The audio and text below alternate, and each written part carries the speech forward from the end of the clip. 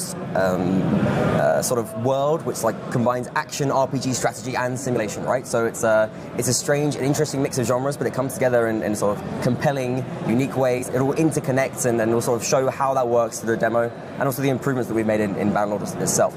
Bannerlord, of course, is Mount&Blade 2, so it's like our first full follow-up to like the previous titles in the series. It's a sequel, so it's set 200 years before the events of Warband.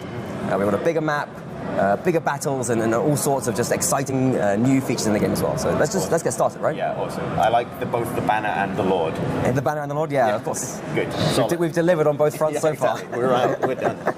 Got it straight away. Awesome. So what are you like? Okay, we're on the world map straight away.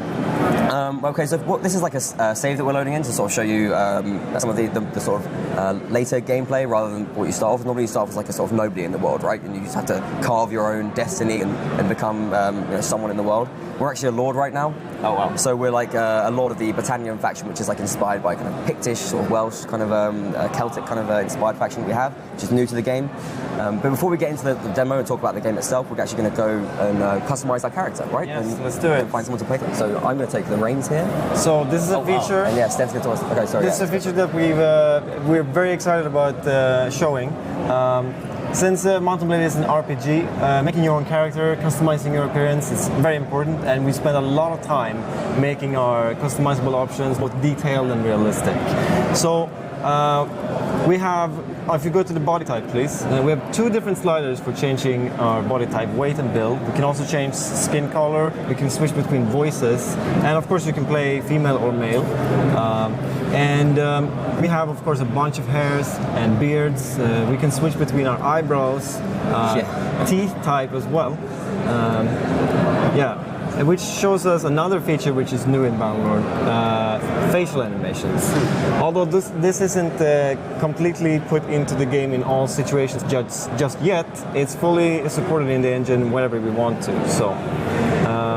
Another thing about the GUI is that we've designed it so that it's made to get quick results. You can go into each part of the face and randomize, or you can randomize all on this part. So we have prepared a few faces that we're excited to show. You want to take over? Yes. Let's just go through. Just start with 4, shall we? I'm sorry? Yeah, go ahead. Yeah, okay, I'm doing it. Start with 4. Okay, all right. This maybe some people would recognize. And we have this guy.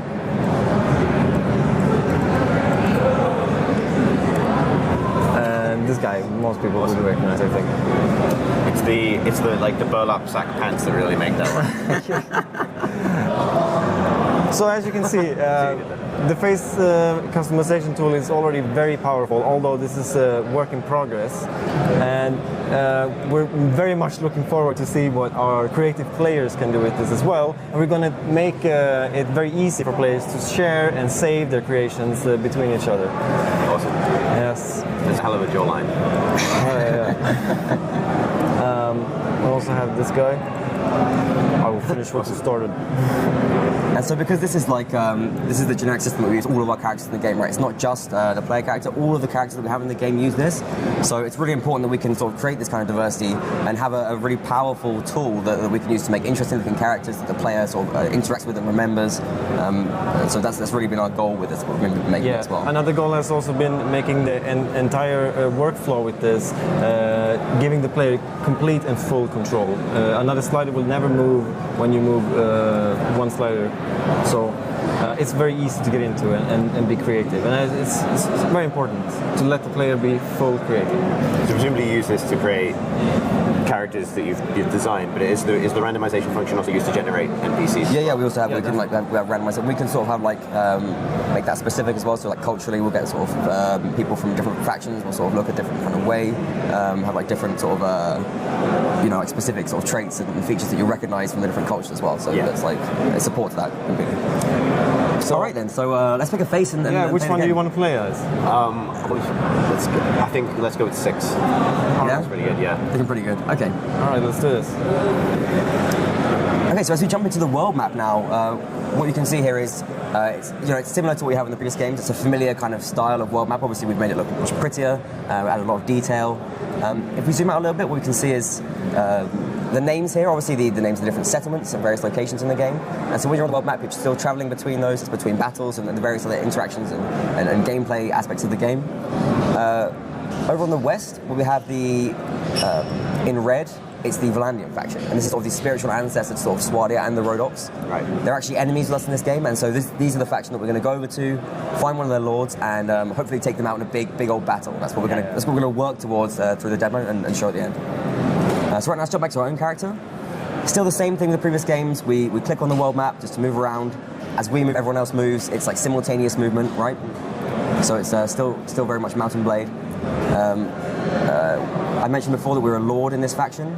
We don't have a very lordly host right now, though. It's just four of us and our companions. So what we're going to do is we're going to go to a local town, and we're going to bring a garrison that we have there back into our party, and then go around as a larger army for the large fight itself. So let's head towards Dunglanis, very sort of Welsh-sounding name that we have for one of the towns of Britannia. And so we showed off a little bit of our map before. We really tried to work hard on making it prettier, also present more information as well. So you can see like around these villages, you get information about what they're producing. There's just like a tanning area as well, so it's producing leather hides, that kind of thing. If we just pause here as well. So we see that we have this small party of 7 troops, and what it is a bandit party, right? Mountain bandits, and what mountain bandits do, or any bandits, is they're bullies. So they're picking on our peasants and they're disrupting the flow of our economy. So what we want to do is chasing peasants there, right? No, that's more bandits actually. We're infested right now. And it's chasing the bandits. Yeah, but we'll let's get to a fight with these mountain bandits and try and take them out. We're actually slightly outnumbered, but relying on Sten's ability here, we should hopefully see us through. We're sort of pretty well equipped as well, so let's just jump straight into the fight, I think. We can talk about what we can see here a bit later on. And so we have like this, we have like a good 2-handed sword, we have a horse, we have some decent gear, and hopefully we can win this fight. So I mentioned already, it's like action RPG, strategy and simulation.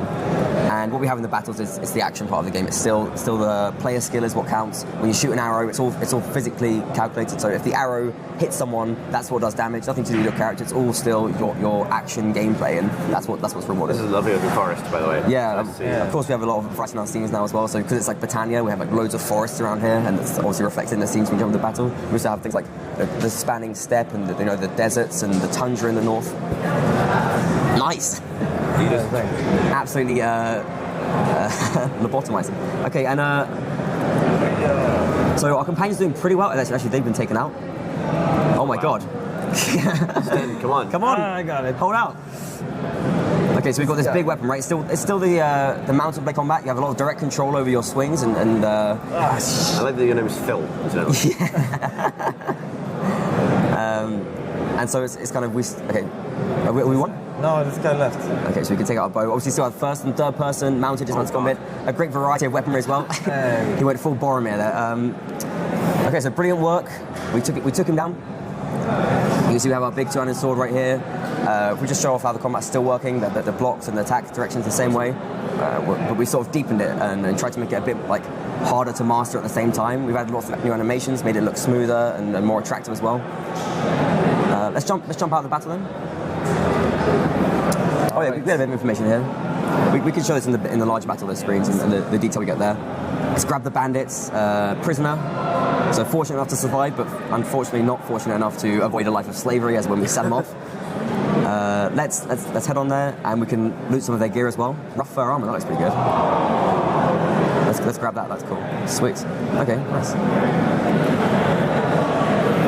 All right, let's continue into Dunglanis. Yeah. All right. Okay.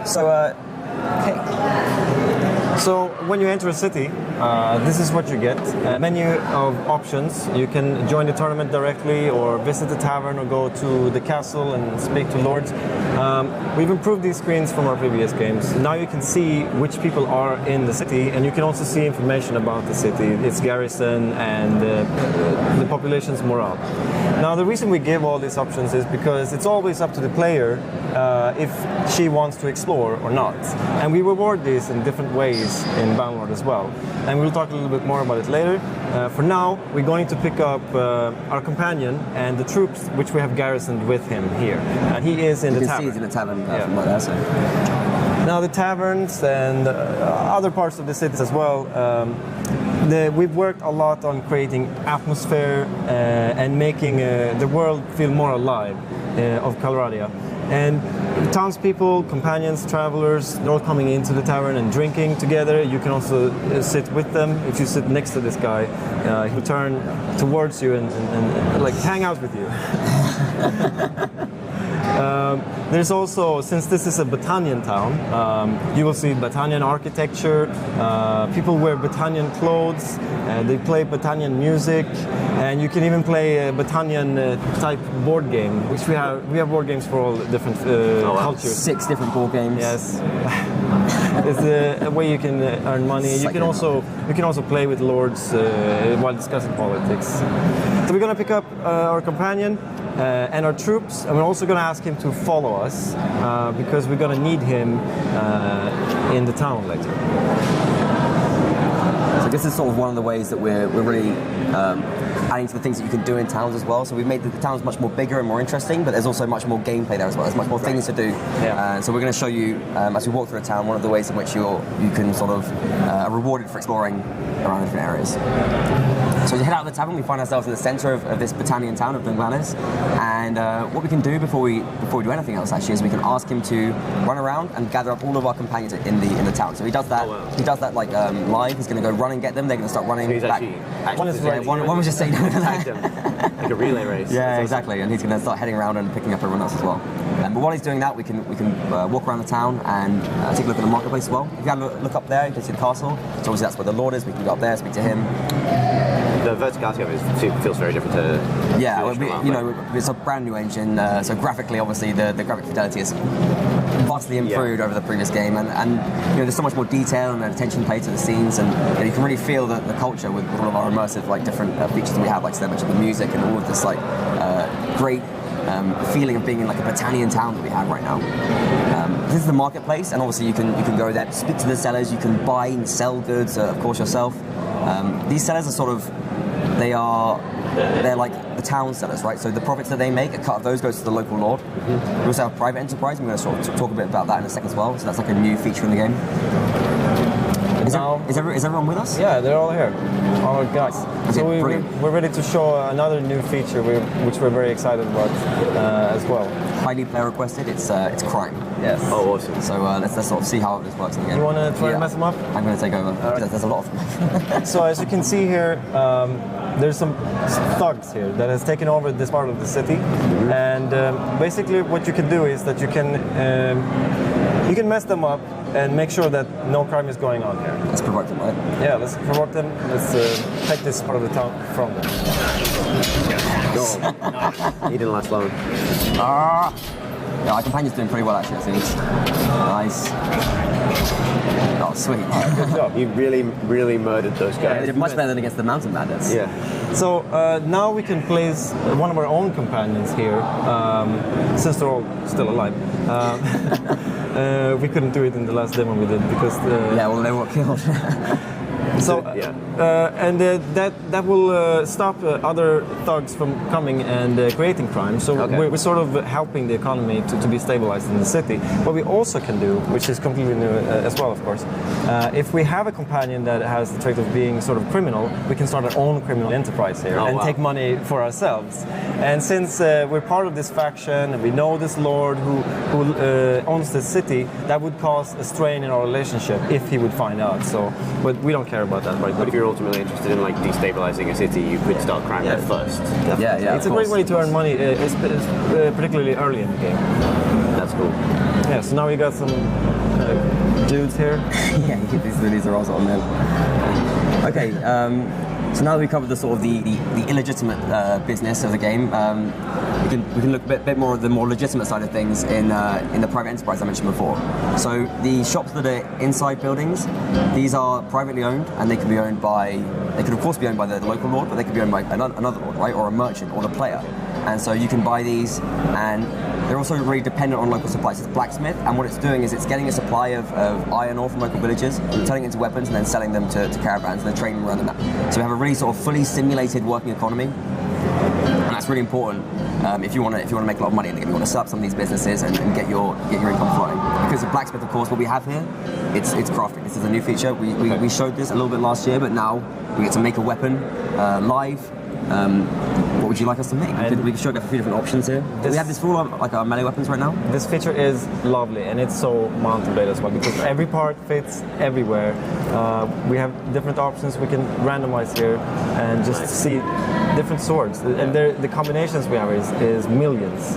Yeah, I mean, this blade and sword type presumably has a direct bearing on how those things play and what they're appropriate for. Yeah, of course. I mean, we can have any different kind of parts, so it's like blade, handle, blade guard, handle and pommel for the swords, and so like you can like any part fits with any different kind of part as well, so it's like fully customizable, and of course the different parts have their own physical properties, right? So we're making a rather sort of very Mount&Blade-esque sandbox calculation when it comes to it. We can sort of optimize things for reach, and we can sort of scale the blade up as well. We have like that other control. We can go for scale a bit. Yeah. We're gonna make a sword and we're gonna bring it into battle and kill some Vlandians. Yeah, okay. So what kind of weapons should we make? Can we make like a bastard sword? Yeah, two-handed sword. Yeah. Two-handed. Or like a Yeah, that's cool. one Let's or go two. for it. Yeah. And so you can go for like reach, speed, or whatever, or you can just you can try and balance things out to get like the best of both I worlds. think it would only be appropriate to set every single slider to maximum. Yes. Okay, let's do that. Maximum sword. Maximum sword. But we can call it maximum sword as well. That's Alright, completely let's do it. possible. Okay, let's max everything we have. We have one more left. Yeah, that's awesome. Wait, this guy. Okay. So let's name it Maximum sword. And then we can. We're also going to take this with us in the battle. We can use it to fight, and it's if we can type it out. Turkish keyboard. Yes, of course. Okay. All right. Worth every penny, worth every dinner. Yeah, with every channel. We can also take a look at this as well in the inventory. We have like much more control. We can inspect items, take a good look at things. It's all just like we just thought about what the player needs and what the player wants from the UI, and just tried to do it. We've really improved on Warband and other games in that aspect, I think. All right. I guess that's the sort of affected by the fact that we slid everything to top. Yes, absolutely, absolutely everything. It's heavier, Yeah. And so you can go for the one which you think looks nicest, or you can really focus on the stats side of things as well. Right. It's totally up to you.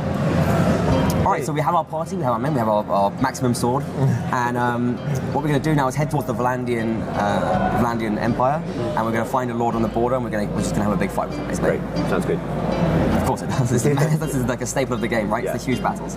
Before we do that, we're going to speak to an allied lord though first.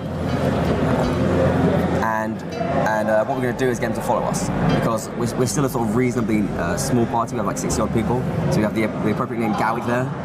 He's a real veteran of the faction, you can tell. Looks really happy. Yeah. He's perfectly showing off our facial asymmetry that we have in the game as well. This is the total option we have that we added into the game. Okay. One thing to mention here as well, you can see on the screen right now, so this dialogue option, it has the 100i factor. This is like a new currency we've had in the game. It's called influence. And so what it is, it's like the power you have to request things from other lords in your faction. So by doing things and completing tasks in your faction, following armies, fighting in battles, you gain influence, and sort of by being a sort of a high-ranking lord as well, you get influence gradually and it accumulates. And you can use this to do various things like get lords to follow you and sort of command. It's like an IOU, I suppose, really. And you earn that, and then you can spend it in a sort of a direct way. So now he's following us on the map where we go. They're happy to follow us for a couple of days at least. But they will eventually say, like, we need you to do something before. Yeah. And if they're like busy with something else as well, they'll just outright reject it. Right. So we're gonna find the Lord from another faction, and he would be here in the outskirts of the other faction which we are at war at, Vlandia. And we're gonna try to defeat him in a large battle. Okay, let's see how this goes. Just gonna wait for daylight. Alright. So this is Ekarat, and he's a Vlandian lord. He's got a great face. And you can see, because he's an enemy lord, he's already quite hostile. But at the same time, we slightly outnumber him, so he's not actually going to try and directly engage us. We're going to have to deliver our terms to him, and we're the aggressor in this fight. So let's just provoke him. We don't care. Yield or fight, we'll force his hand and get straight into his battle. So we saw this screen before, but now it sort of comes into its full purpose a little bit more. we get information about both parties, the total number of troops, and we can see which different parties are involved in the battle as well. So when you have sort of larger battles with multiple parties involved, you want to see all the troops and all the kind of more information so you can make a better decision and plan out your strategy beforehand. We give you that information now with our UI. Okay. All right, so into the Tilt this battle. a little bit so. So this is like. Wait, let's go. Chris got to see it. Let's go. Let's go. You good? Yeah. Okay, so obviously, you know, large battles, they're a staple of Mount&Blade, right? And obviously we have more troops than we've ever had in any game, any of our games before. But in addition to that, we've really tried to make sure that they are interesting, you know, varied and exciting every time as well. So you've got a new armor there we're wearing. What's your game plan here? All right, let's first scout a little bit and see what the other guys are doing, our opponents. You can see them, and the defensive player Ekaran. So he's, of course, he wants the high ground, and he doesn't need to come further to us because he's the defender and we're the attacker. So I'm gonna have to come to him if I want to battle him. So what we do is we've got much more advanced AI working here. They look for high ground, they hold that. They don't want to give it up easily, so it's going to be sort of on us to find a way of approaching and assaulting him, and this sort of difficult defensive position that he's set up for himself. We have much more sort of detailed command options as well. We can sort of create formations by dragging them on the world map, or the game map, sorry. And we have some pretty decent troops as well. Battalions, so our strength is really in our longbowmen. But at the same time, we've got a good core of cavalry. You can see Goward there, along with the horseman front. Because he's following us, that makes us the commander of the battle this time. So in previous playthroughs in the demo, we've gone from the right. I'm going to go from the left this time. Let's try something new. I never tried another tactic. So I'm hoping we will win. You can see Ekran as we move around, he's sort of changing his formation, right? He's changing to face us and make sure that he's ready for whatever we do. The first day I died, but that actually was great because it gave us the opportunity to show off another feature which we have. The battle continues. Let's hope we die again. Yeah. Okay. The battle continues that's even though. horribly wrong. If I would die, my troops, since there are more of them, and if I give them the order of charging, then probably. Dude, you're gonna get shot in the. You are charging. You want to get back. What are you doing? I'm gonna put all my men here. See? Well, this is still Mount&Blade, so we're still completely vulnerable. That's really Yeah, an arrow in the head is yes. an arrow in the head. Yeah, right? we're not wearing a helmet right now, so this is like. That's right. You know, there's still no fantasy, no tricks or special options for the player. You're still very much in the fight, and it's still like every character has its own AI, their own behavior, so you can fight one of them and they'll have a meaningful fight with you because they're controlling their own blocks and attacks. Now we have much more developed sort of like grand AI as well, so they're thinking much more tactically about what to do. You can see the AI is always responding to whatever I'm doing when I'm moving my troops, wherever I am. They will change dynamically and see what I'm doing. So should we let's try and bait him down off the hill, I think. This is a good bit, because if they want to run away later, then we'll have to run upward hill.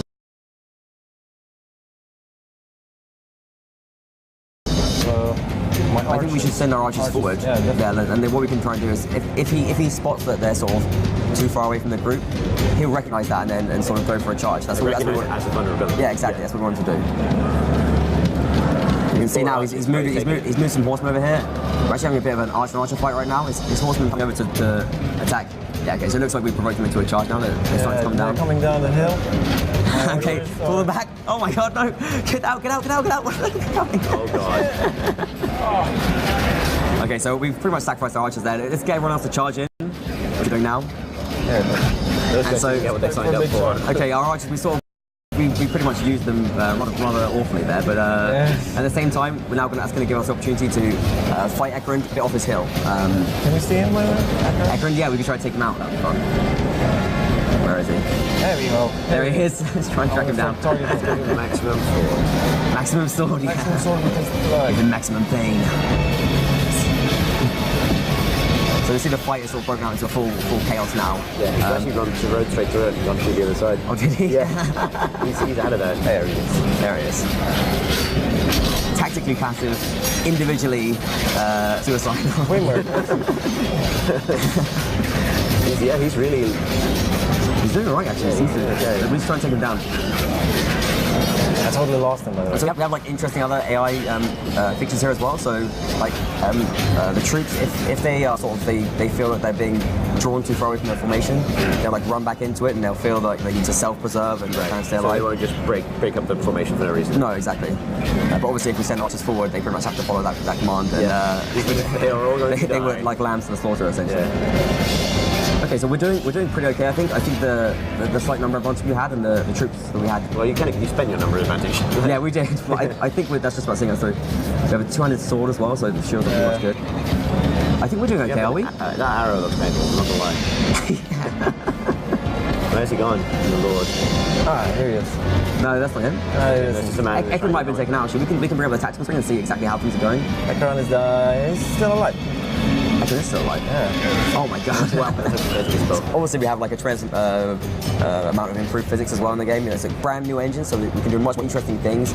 We have like horses will sort of like push you to one side, whether even if they don't go over, you feel like the weight of various sort of tactical approaches. So like a big heavy formation of infantry, they will be like essentially pushing the enemy forward as well. So you really feel like the weight of like using these formations and using them effectively, essentially. This is going really well. Yeah, it has gone really well. I think our troops have seen like, that was an amazing bait and switch, literally. Like, yeah. I always thought spending your archers' lives simply to get a man off a hill wasn't worth it, but you proved me wrong.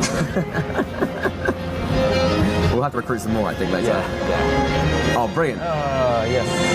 So obviously our troops are now accelerating, and we've got an arrow to the elbow. He really doesn't look like he might. Yeah. And so we get some information we sort of brought up a second ago about the battle and what happened. We can see how many kills all of our different kind of troops has got, so we get more like detail here about which of our troops are effective, and we get more feedback about how the fight has gone. I think you lost Azad on See how I did. I killed 2 people. Oh yeah, they got knocked out. Gowig, he took someone down. It's not bad. Good old Gowig. Who did well? Like that one trained infantry killed 17 people. Our battalion footmen were very... No, that's just like that's the whole troop. That's Okay, all it's like one guy. Holy hell.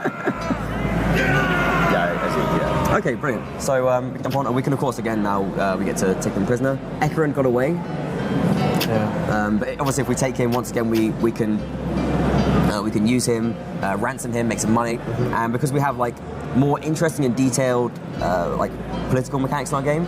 So what we can do is we can take Ekron and we can not just ransom him, we can try and ransom him to a family member or something. We can try and make more money by sort of using the politics that works within our game. We can specifically do that, and the game will respond to it and give you an interesting result as well. Okay, fantastic. Nice. Okay. All right, this is good, I think. Yeah. Nice. That looks more safe. Yes. Yeah. All right, brilliant. So Ekron is defeated, and obviously this is going to help advance the battalion war effort, right? Because now Ekron, he could potentially, he's feeling more pressure from his faction to do well because he's not able to support our army anymore. So he might have to like really tax his peasants, and that's going to cause him problems later down the line because they might revolt, and then he sort of it's going to cause him problems if he wants to improve and advance in his faction. You know, if he's thinking of becoming like marshal or whatever. Yeah. He's not going to be able to influence the other lords to do that if he's having to sort of rebuild his forces and drive his peasants to exhaustion. It's cool that his defeat doesn't simply mean, oh, you beat him. It has a big impact on the simulation as well. Absolutely, yeah. I mean, it's so much more deep the way that everything is like really internet connected in this game as well. I mean, we could go and find his village, and we can, if he doesn't stop us, of course, kill every single peasant that comes from his village to his town, and then that's going to just really starve out his economy and really cause him problems. And you'll see that in his army as well. He'll have weaker troops, fewer troops, and he'll just be put under much more pressure as a result of that as well. That's amazing. Okay, so that's everything we have to show for the time being. Hopefully you enjoyed it. Yeah, it's really interesting seeing how far the simulation's got. Because obviously the game looks a lot better, but it's still familiarly Mount&Blade. It is, yeah. Again, at a fundamental level.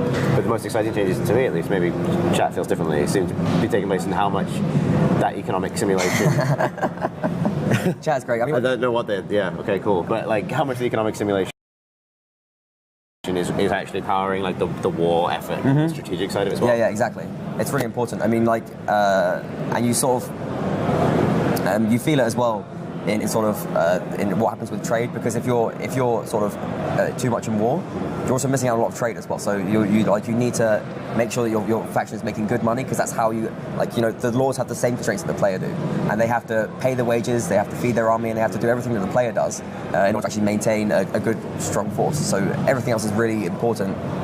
You know, all the cogs of their economy are really important to be working with them. Given that, I mean, you showed what you showed us is like mid-late game sort of status for the player. Is Yeah, that I mean, fair to say? it's, Like, I would say it's like mid-game very much. I mean, we have the first stage before you become like a vassal or a noble, Right. and then you have like the noble stage, and then if you sort of really take it to town, or and you can start your own faction and become a king, obviously, of course, in this game as well.